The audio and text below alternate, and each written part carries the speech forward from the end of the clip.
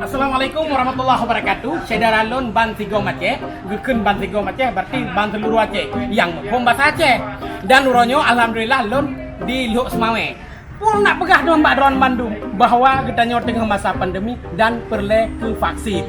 Nah, tujuan dari vaksin supaya meningkatkan imun tubuh dan insyaallah kita sehat. Nah, kita yang lewat Mbak Dron saya nyari gimana cara teman vaksinnya.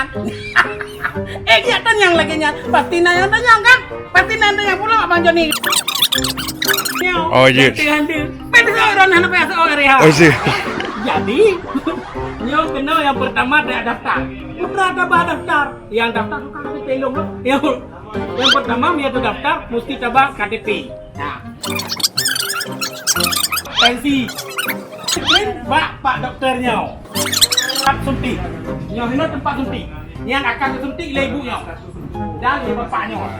Dia disuntik hina, itu biarlah bukti tanya bahwa kali suntik vaksin yang diterbit oleh bapak-bapaknya. Ya, benar. Oke?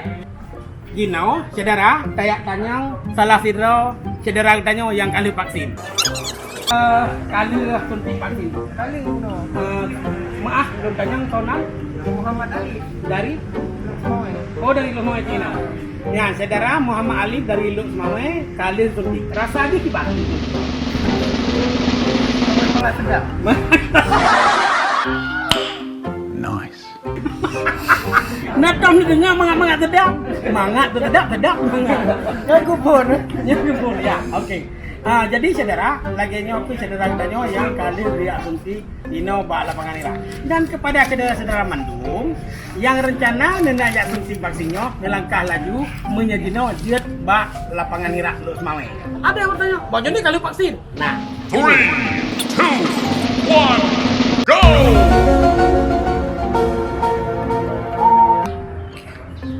Baik, terima kasih saudara-saudara Mandung. Assalamualaikum warahmatullahi wabarakatuh.